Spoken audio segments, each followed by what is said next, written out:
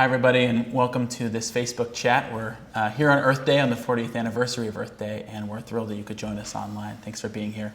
I'm Greg Nelson, the Deputy Director of the White House Office of Public Engagement, and we're thrilled to have you with us today. Joining me is Carol Browner, the Assistant to the President for Energy and Climate Change, and Carol's going to be answering your questions today. Just a couple of quick reminders.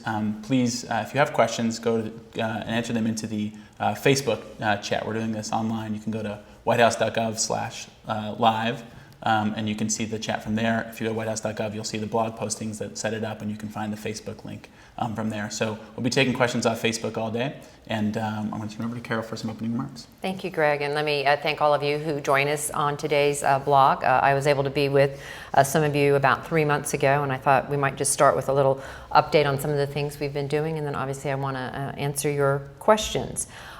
We continue to focus on how do we build a clean energy future for our country? How do we really make sure we put in place all of the right mechanisms so that we can compete in the global clean energy economy? And we're very encouraged. We've seen the promise of new clean energy jobs delivered through investments in the Recovery Act. It's putting us on track to create or save more than 700,000 jobs while doubling renewable energy generation by 2012. We finalized the car rule, setting the toughest fuel efficiency standards ever for automobiles. Congress had said in 2020 we needed to get to 35 miles per gallon. By working with the industry, we were able to get to 35.5 miles per gallon on average by 2016. And to set the first ever greenhouse gas emission standards, working again with the state of California, with other states, and the car companies. The EPA and the DOT deserve a lot of credit for making this happen, and we're pleased with this outcome. We're also leading by example with the federal government-wide greenhouse gas emission reduction of 28% by 2020. This is the equivalent of taking 17 million cars off the road for 1 year and $8 to $11 billion in avoided energy costs. The President believes, the administration believes, it's very important that we lead by example. And so across the federal government, federal agencies and departments have developed their plans for reducing their energy use and for looking at how they can use alternatives, more efficiency, and really leading the way for the people of this country. As you know, it's Earth Day, and yesterday the administration kicked off a whole series of events in celebration of the 30th anniversary of Earth Day. Vice President Biden announced a selection of 25 communities who will receive a total of $452 million in Recovery Act funding to ramp up energy efficiency building retrofits in their communities. Local governments, private sector, nonprofit organizations will all be working together on pioneering and innovative programs for concentrated and broad-based retrofit of neighborhoods and towns, and hopefully entire states and ultimately the entire country. These programs are expected to save households and businesses about $100 million annually in utility bills, while leveraging private sector resources to create what funding recipients estimate to be about 30,000 jobs across the country during the next 3 years. In honor of Earth Day, our cabinet officials have fanned out across the country, participating in educational programs with school children, visiting wetlands, coastal restoration projects, community service projects. And later today, the President will host a reception here at the White House.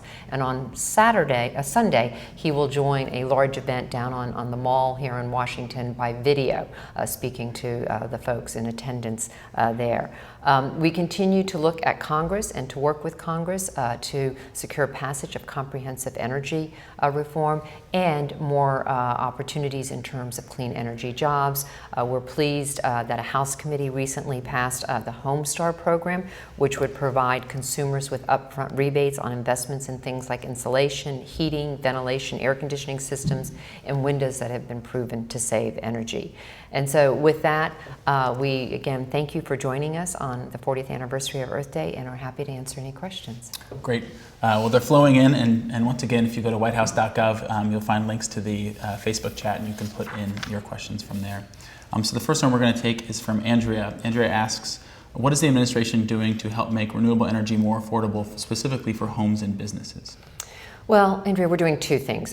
First, there was the Recovery Act. The Recovery Act is the single largest investment in renewable energy generation in the history of our country, and we think that we can double the amount of renewable energy generation. And we're already seeing, the President and I, seeing solar farms, wind farms coming online all across the country. The President and I were in Florida not too long ago, where we visited a very large solar farm. The President has visited a number of these facilities across the country.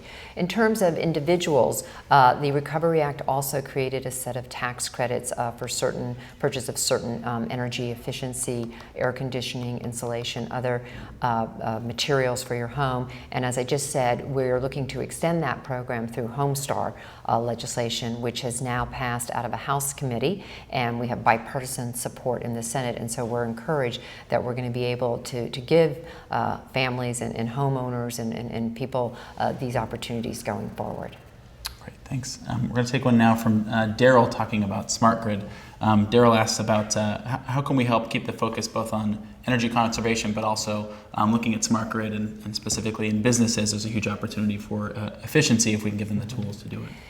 Couldn't agree more that we need to stay not just focused on generation, but also on the delivery system. And in the Recovery Act, we were able to secure billions of funds to make the grid bigger, better, smarter. We need to make it bigger so that we can carry renewables from where they're best located to where people live.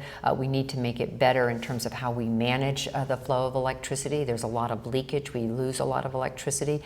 There are upgrades to the system to help us manage better and to prevent blackouts. And finally, we need to make it smarter. And part of making it smarter is giving individuals access to information.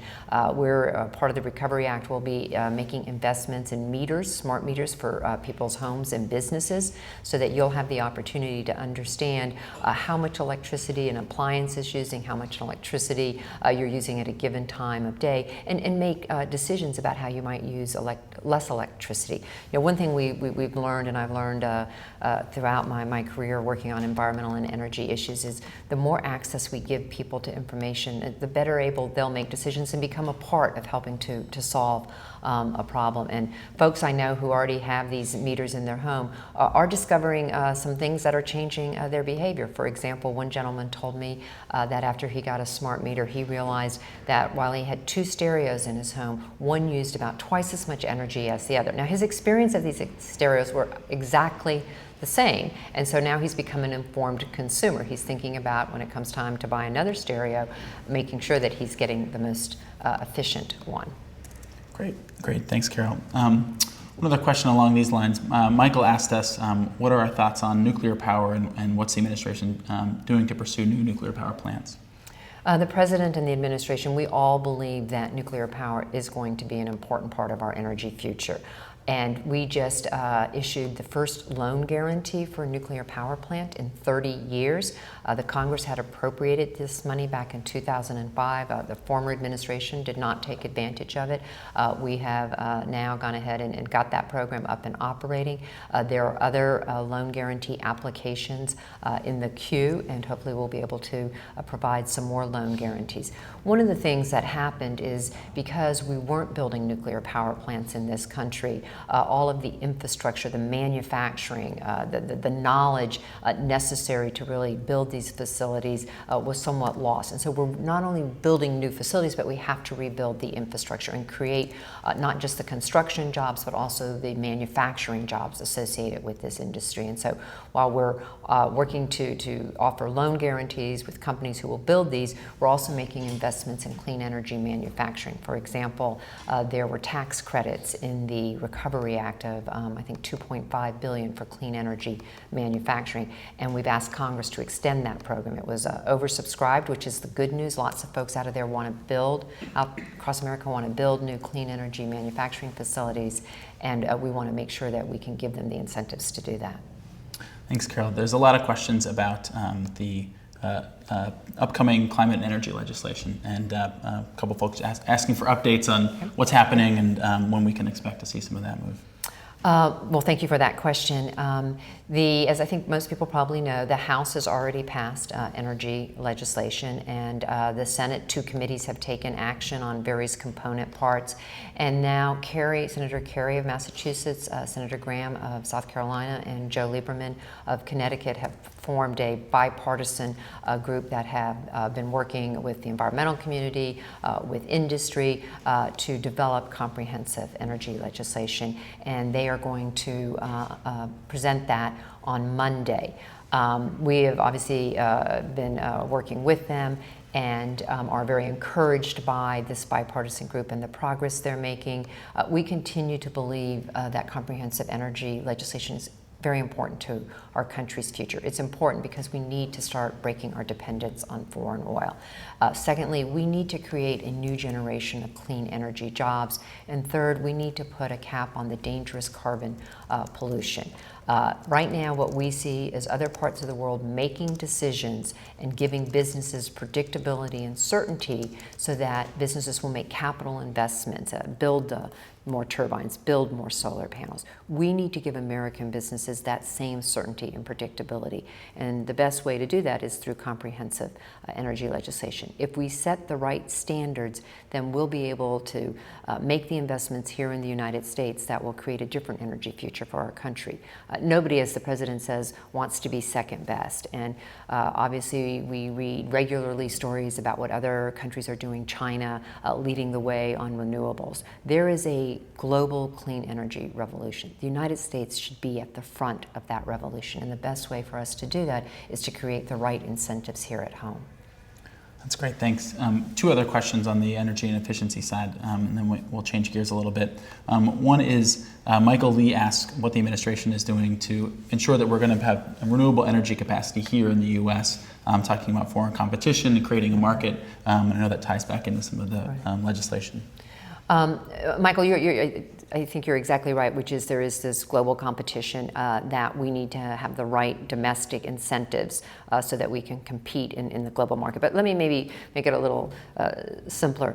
What Fortune 100 company CEOs tell me regularly is that they want to build the turbines here, they want to build the solar panels here, but to do that they have to know they're going to be able to sell them here.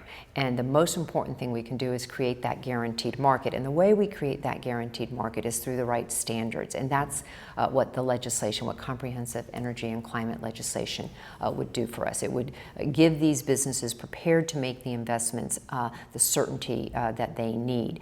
Other parts of the world are putting in place requirements of how many turbines they're going to buy, how many solar panels they're going to buy. We haven't done that yet in the United States. Now, some of our states have done it through setting renewable electricity standards, but we believe there needs to be a national program if we're really going to be able to create the jobs, clean energy jobs here in the United States that will allow us to compete in this global demand for clean energy technologies.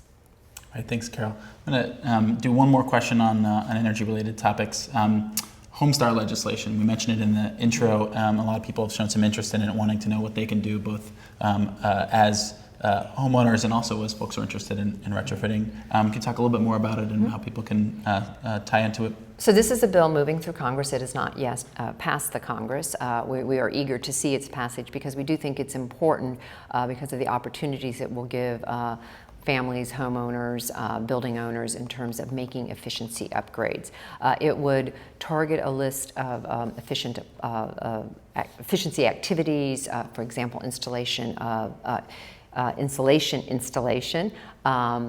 heating and air conditioning, and people would be able to get a rebate for making these improvements. When they purchase the insulation is installed, there'd be a rebate that would be made available. And so we're going to continue to work with Congress to move this bill. As I mentioned, it's passed out of a committee. Now it needs to move through the rest of the House. And then in the Senate, we have bipartisan support, and hopefully we'll see some action there soon. It's also important that what this does for people in terms of the opportunities to make your home more efficient, it also creates jobs. It's a very important job creator because for every piece of insulation installed, there's somebody who has to do that installation. And so we're interested in both for the job creation and also for the efficiency opportunities. There's a series of questions here about kind of looking at the next generation, both of entrepreneurs and individuals and students, talking about STEM education, and then also Marianne asked us about university funding and looking at how we're going to build more R&D funding. Can you talk about how that might tie into the technology and energy resources needed?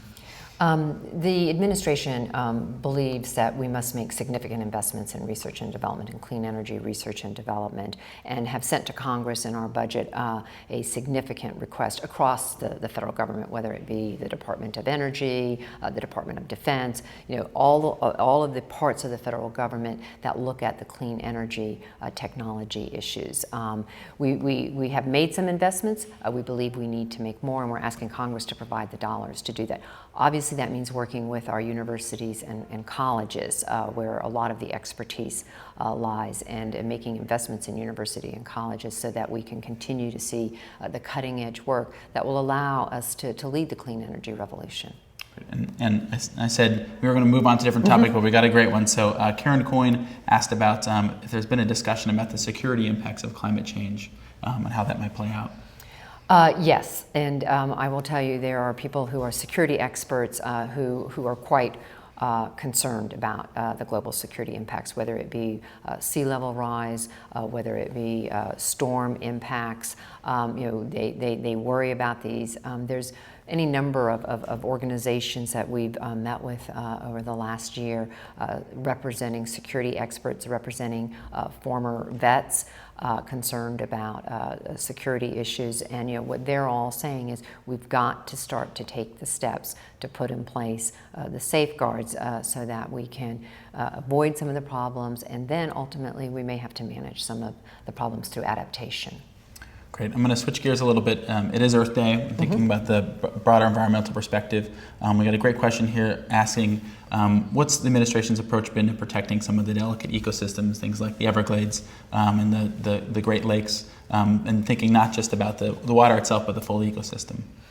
Well, I'm not sure where that question came from, but I'm a native Floridian and spent many years working on the Everglades issues, and then when I ran the EPA for 8 years looking at other ecosystems across the country. And the questioner is exactly right. We have to think about these as ecosystems. We can't simply think about one or two problems, one or two solutions. We have to think comprehensively. And the administration, working through the Department of Interior, the Environmental Protection Agency, the Council on Environmental Quality, recognizes the need for these comprehensive approaches, and is trying to put in place all of the right mechanisms so that we're making decisions and developing plans that are thinking about these as an entire resource as opposed to the bits and pieces. Great. And a number of questions, even as we're talking about ecosystems, looking back at the climate change and energy legislation, wanting to address specifically the importance of having a carbon cap, having some kind of limits. Well, we certainly think that putting a cap on dangerous carbon pollution is important. I think the Carrie Graham Lieberman effort is looking at how best to achieve reductions from various sectors that emit these dangerous pollutants, and they may, I think it's likely that they'll end up using slightly different tools for each sector, but I think that can make a lot of sense because it's taking into account the realities of those sectors. Now, we've used a cap previously on the electric utilities. It was very successful in reducing acid rain.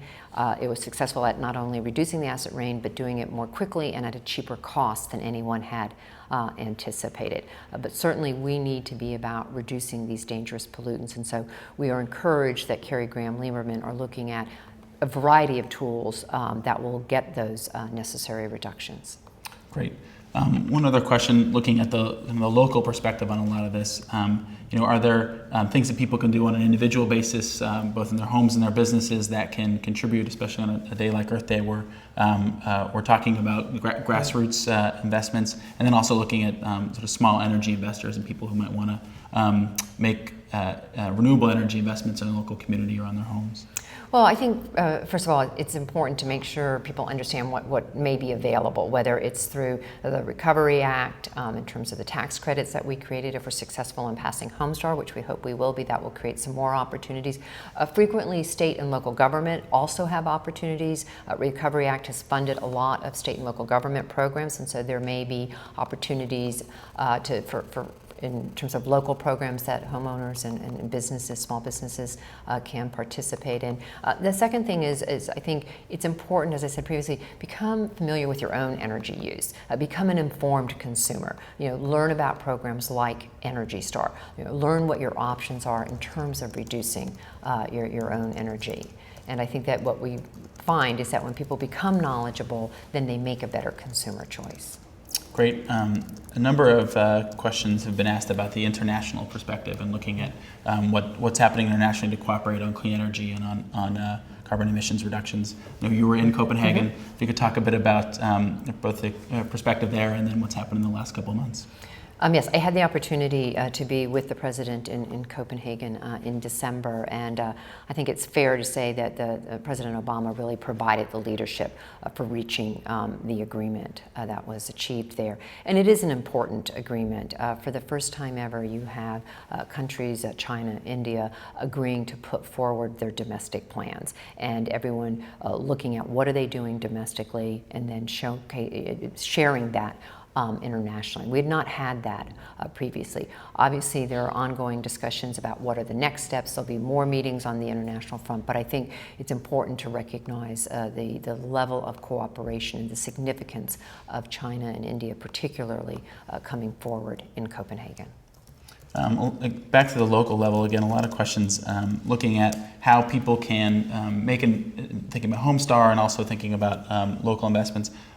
What are the money-saving opportunities? We're all worried about the economy, about jobs, and what are some of the things that people can do that invest in energy and help them save money? Well, for most homeowners, understanding your energy use, and then as you begin to replace appliances, looking for the most efficient appliances that will give you the services that you need can be hugely important. But even simple things like turning off your lights can be an important contribution in terms of efficiency, and making sure that our children understand that they have a role to play can be important. Obviously, for people who have the resources to take advantage of some of the tax credits and make some investments, insulation, windows can be very, very important investments. Now, that's not true for every single home, so you need to become knowledgeable and understand if it's going to give you the kind of outcome that you want. But certainly for some families, those can be quite significant and important investments with relatively quick paybacks. Great. A number of questions on different aspects of transportation's role in all of this. I know you mentioned the car rule up front, but if you could talk a bit about both vehicles, but also looking at trains, mass transit, some of the investments that have been made, and what people can expect to see. The Recovery Act is actually making a historic level of investments in rapid, what do we call it, rapid mass transit. And that is an industry that has not grown significantly in the United States. We think by making these investments, we can help it to grow and really get a foothold. On cars, not only did we set the toughest ever fuel efficiency standards, which will save drivers money virtually from the beginning because they'll be using less gas to drive. But we're also looking at what are some of the new technologies, for example, plug-in hybrids, electrification. I think it's fair to say that in our lifetimes we will see a very, very different fleet, 30, 40 years from now, that the cars we will drive in will be very different than the cars we're driving today. And we're making the investments in terms of the R&D to make sure that we really understand how we do that and what it's going to take to actually get there. Getting back to efficiency for a minute, we had a couple questions about appliances and appliance standards, and that so much of the energy coming off the grid is energy that's not being used at the time that it's being gone into appliances that aren't actively on. Are the things that people can do in looking at Energy Star, looking at their own appliances and other tax credits available? Energy Star is obviously a wealth of information, and I think that the work that EPA does and the leadership they provide, and then the work that DOE is doing on efficiency are extremely important. The Energy Star label gives you access to information so you can be an informed consumer, but also it's important to note what the Department of Energy is doing, which they actually set standards which require the manufacturers of certain categories of appliances to make those appliances more efficient. I think under Dr. Chu's leadership at the Department of Energy, they've already set half a dozen or more new appliance efficiency standards, and sometimes those are for commercial appliances and sometimes for residential appliances. But they are committed to making sure that as a consumer we have good choices about efficient appliances. One other question, you talked a bit up front about federal leadership, and you could talk a bit about what's going on in the cabinet. I know that some of the cabinet members are out today, but looking at transmission issues on public lands, looking at investments at DOE, looking at biofuels at USDA. One of the things this administration has done is really tried to work across agency and department lines and to weave together authorities.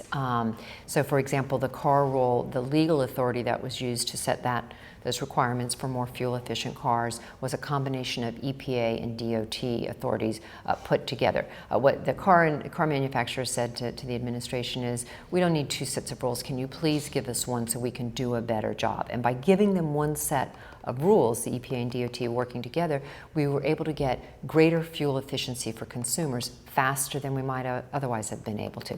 Similarly, we've got a group of agencies working together on transmission lines. There are a lot of players in the federal government when it comes to the siting of a transmission line. The people who build lines obviously were frustrated by this. They asked us if we could simplify the process. We've now reached an agreement among, I think, 7 or 8 federal agencies and departments to do just that. A lot of cooperation between EPA and the Department of Energy. We try and get together what we call the Green Cabinet every month or so and talk through issues. When we started this at the beginning of the administration, almost a year and a half ago now, we thought there would be about 4 or 5 agencies and departments, the heads of which the cabinet members would want to participate. Sometimes we're up to 10 or 11, and it's everything from the Secretary of the Navy to the Small Business Administration. I think that's just a testament to the ways in which this administration is not only committed to a clean energy future, but also that we really want to use all of the tools available to us. Great. A couple questions that just came in about looking at investments in batteries and plug-in vehicles. I've heard the Vice President talk about this as well. Could you talk a bit about what transformation we've seen in that industry? The Recovery Act also allowed us to make significant investments in battery technology, in the facilities to manufacture batteries. We're excited about the progress that's being made there. And when we think about our cars and trucks of the future, certainly batteries are going to play a very important role. We need to make further advances in terms of the technology. People are committed to that, but there are some opportunities today, and we're using the Recovery Act money to take advantage of those opportunities. Great. I think we have time for one more question, and it's been about sort of looking at the federal leadership side once again. Talk a little bit more about the executive order on federal leadership and what we're trying to do to encourage agencies to reduce their greenhouse gas emissions. The President signed an executive order several months ago directing each agency and department to develop an efficiency plan, if you will, to reduce their greenhouse gas emissions, to use energy more efficiently. And it was really remarkable, the response. This effort was led by Nancy Sutley at the Council on Environmental Quality. They worked closely with all of the agencies and departments, and a significant reduction as we move forward to implement this. It's interesting that the leader was the Department of Defense.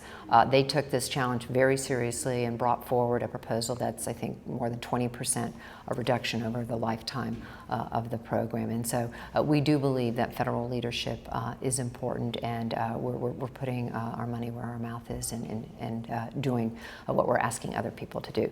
Let me close by just thanking all of you again for joining us here on Earth Day, the 40th anniversary of Earth Day. We've made a lot of of progress in this country in terms of clean air and clean water, but we all need to continue to work together. We need to work together to secure passage of Homestar. We need to work together to secure passage of comprehensive energy and climate legislation. We believe that these are very important steps for the people of this country, and we're committed to doing everything we can to make that happen. Thank you. Thanks, everybody. Thanks for joining us today. I want to reiterate that to find out more information about what's going on in the administration on environmental and energy issues and what's happening on Earth Day over the next couple of days, go to whitehouse.gov/Earth Day. Thanks again.